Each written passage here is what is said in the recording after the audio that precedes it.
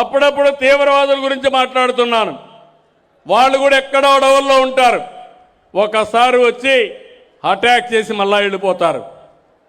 అంటే భయభ్రాంతులు చేస్తారు. ఈయన అంతే, ఎక్కడో ఉంటాడు, అప్పుడప్పుడు వస్తాడు ఇక్కడికి, వచ్చి ఒక ఇష్టానుసారంగా మాట్లాడి బెదిరించి మళ్ళా పారిపోతూ ఉంటాడు. ఇలాంటి నాయకులు మనకు కావాలని అడుగుతున్నా. సమస్యల పైన చెప్పండి, నేను పోరాడతా. వాస్తవాలు మాట్లాడండి, నేను జవాబిస్తా. కానీ అమరావతిలో అవినీతి జరిగిపోయిందంట. అమరావతికి 2 లక్షల కోట్లు కావాలంట. అమరావతి ల్యాండ్ మానిటైజేషన్ ప్రాజెక్టు హైదరాబాద్లో ఒకప్పుడు ₹1,00,000 20,000 ఎకరా ఉంటే అభివృద్ధి అయిన తర్వాత 175 కోట్ల రూపాయల ఎకరా అయ్యింది. అది సంపద సృష్టించే మార్గం. ఇది మీరు చేసేది విధ్వంసం.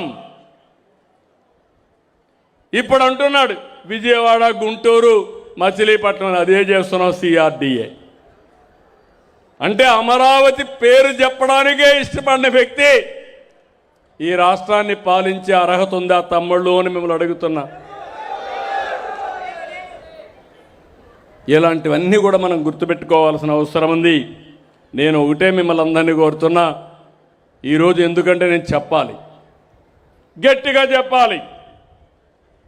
ఏదో పార్టీ ఉందని ఒక 50 మందిని రోడ్లు వేసుకొచ్చి విధ్వంసం క్రియేట్ చేసి, లా అండ్ ఆర్డర్ క్రియేట్ చేసి, ప్రజలకు ఇబ్బందులు కలిగించే పరిస్థితి ఏదైనా మాట్లాడితే దానిపైన నా మీద, పార్టీ మీద, ప్రజాస్వామ్యం గురించి మాట్లాడతారు. కడాన మీరు చూస్తే నేను ఈరోజు అరెస్ట్ చేయాలంటే ఎంతో పడుతుంది. ఇలాంటి వ్యక్తుల్ని చెయ్యను, చట్టం దాని పని చేస్తుంది తప్ప నేను ఎప్పుడు కూడా తప్పు చేయను. అదే ఆ రోజు మీరు చూడండి, నేను నంద్యాలలో ఉంటే నోటీసు కూడా ఇవ్వకుండా నన్ను దేశపై ఏ తప్పు చేయకుండా జైల్లో పెట్టేశాడు. అంటే మీరందరూ గుర్తుపెట్టుకోవాలి, ఇలాంటి నాయకుల్ని మనం ప్రోత్సహిస్తే ఎవరికి రక్షణ ఉంటుంది, ఏ ఆడబిడ్డకు రక్షణ ఉంటుంది, ఎవరికి భవిష్యత్తు బాగుంటుందో ఆలోచించాల్సిన అవసరం ఉంది.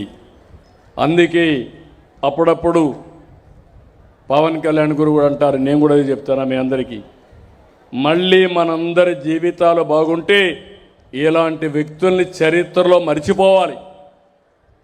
ఇలాంటి వ్యక్తుల వల్ల మనకు లాభం లేదు, యామారితే మనకు చాలా నష్టం వస్తుందని చెప్పి కూడా నేను మీకు తెలియజేస్తున్నా. ఇక్కడికి వచ్చినప్పుడు నేను ఒకటే హామీ ఇస్తున్నా, ఈ సభ ద్వారా ఈ ప్రభుత్వం అన్ని విధాల ప్రయత్నం చేస్తాం, సర్వశక్తులు ఒడతాం. ఈ రాష్ట్రాన్ని 2047కి భారతదేశంలోనే నెంబర్ 1 రాష్ట్రం ఏదంటే దానికి చిరునామాగా ఆంధ్రప్రదేశ్ ఉంటుంది. ప్రపంచంలోని ఒక అగ్రజాతిగా తయారు చేసుకుంటాం. ఈరోజు ఇంకొక పక్క మీరు చూడండి, యుద్ధాలు ప్రపంచం మొత్తం కూడా ఏ విధంగా అమెరికా, ఇజ్రాయెల్, ఇరాన్ ఈ యుద్ధంతో మన జీవితాలు కూడా ఇబ్బంది పడే పరిస్థితి వస్తున్నాయి. గ్యాస్ అందుబాటులో లేదు, LPG ఇబ్బందులు ఉన్నాయి. మనం పండించిన పంటలకు గిట్టుబాటు ధర లేకుండా ఎక్కడికక్కడ సప్లై చైన్ అంటే ఎగుమతులు దిగుమతులు ఇబ్బందులు కలిగే పరిస్థితి వస్తూ ఉంది. ఇలాంటి ఇబ్బందులు ఉండే సమయంలో తట్టుకునే వ్యవస్థను క్రియేట్ చేసుకోకపోతే ఇంకా నష్టపోతాం. ఆ విషయం కూడా మీరు గుర్తుపెట్టుకోవాల్సిన అవసరం ఉంది. ఈరోజు ప్రపంచంలో జరిగే యుద్ధాలు మన చేతుల్లో లేవు.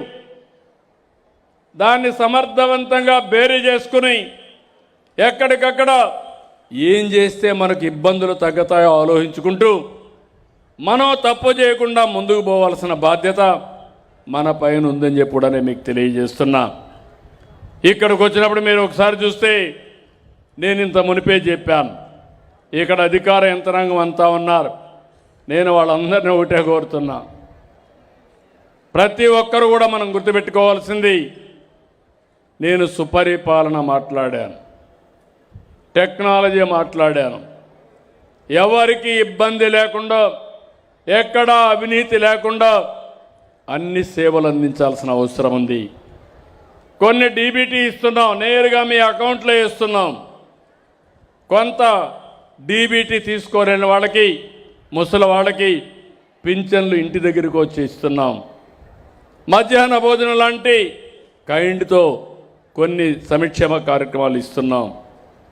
కొన్ని సేవలు అందిస్తున్నాం, ఆర్టీసీ కానీ. ఇవన్నీ నాకు చాలా సంతోషం. మా ఆడబిడ్డలు ఈరోజు మీటింగ్కి చాలా బాగా వచ్చారు. నేను ప్రవేశపెట్టిన స్త్రీ శక్తి ద్వారా ఆర్టీసీలో ఉచితంగా మా ఆడబిడ్డలు ప్రయాణ సౌకర్యం ఏర్పాటు చేశాం. మీరు కూడా మగవారితో సమానంగా ముందుకు రావాలి. తొందరలో 33% చట్టసభల్లో ఆడబిడ్డలకు కూడా రిజర్వేషన్లు వస్తున్నాయి. గట్టిగా మగవాళ్ళందరూ కూడా చప్పట్లు కొట్టి అభినందించండి. 33% వస్తున్నాయి. దీన్ని కేంద్రాన్ని అభినందిస్తున్నా. చిరకాల కోరిక, ఎన్నో సంవత్సరాలుగా ఇది నా కల. చట్టసభల్లో మా ఆడబిడ్డలు 30% ఉంటే చాలా మార్పులు వస్తాయి.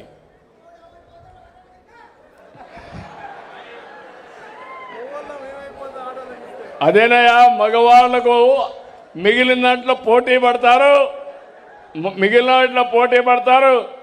నీ భార్యని గౌరవించు, నీ కూతుర్ని గౌరవించు, అప్పుడే సమాజం మనకు కలిసి వస్తుంది.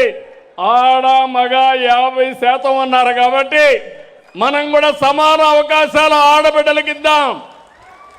నేను ఇప్పుడు చేయలా, 35 సంవత్సరాల కంటే ముందు ఒక కంపెనీ పెడితే మా మిస్సెస్ని పంపిస్తే సమర్థవంతంగా చేసి, ఎక్కడా అవినీతి చేసే పని లేకుండా, రేపు ఏదైనా నాకు ఖర్చులకు కావాలంటే డబ్బులు ఇచ్చే స్థాయికి ఆవిడ ఎదిగింది.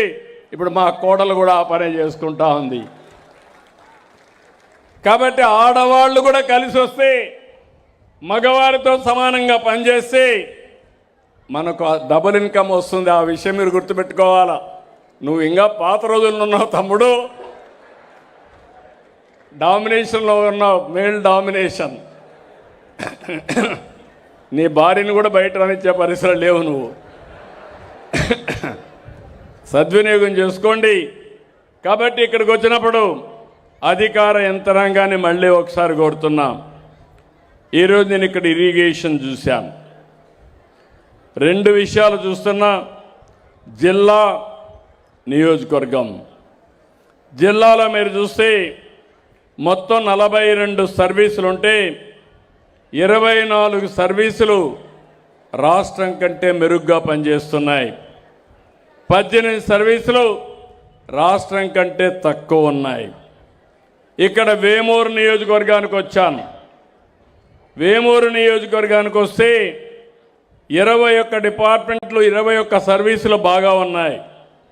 10 సర్వీసులు మాత్రం సరిగా లేవు. అంటే 2/3 66% బాగున్నాయి, 10% బాగా లేవు. ఇందులో కూడా నేను ఒకసారి చూస్తే ఏపీఎస్ఆర్టీ సర్వీసెస్ను బస్ స్టేషన్లు రాష్ట్రం కంటే 21% బాగుందన్నారు. ఎవరు? ఆర్టీసీ.